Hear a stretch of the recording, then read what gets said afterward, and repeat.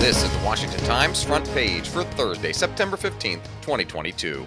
Thanks for joining us. I'm George Gerbo.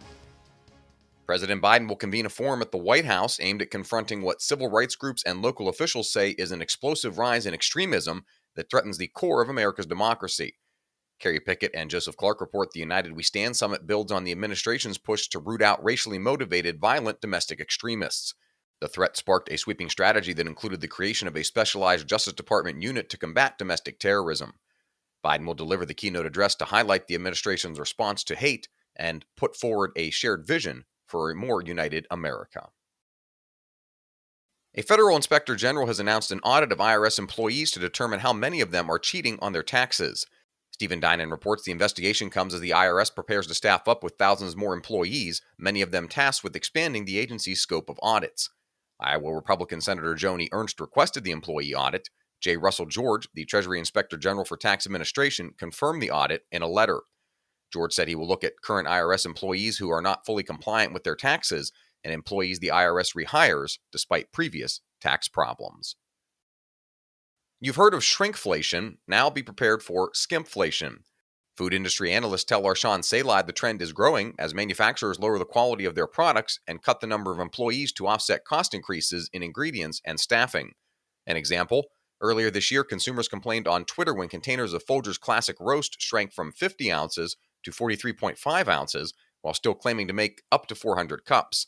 Folgers responded that it was using a new roasting technology to create lighter weight coffee beans. Customer interaction platform UJet released a survey this week of 1,600 consumers. It found that 66% had experienced skimpflation in the past 6 months, and 87% said they would spend less or stop spending altogether on brands making such cuts.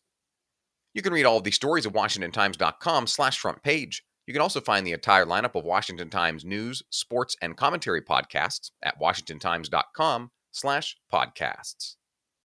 5 of the past 6 governors of Massachusetts have been Republicans, and the party believes it has a shot at keeping the seat with Jeff Deal. And in Maryland, Dan Cox is looking to be the second consecutive Republican to lead in Annapolis. Susan Ferricchio and Seth McLaughlin profile the GOP gubernatorial nominees in both states.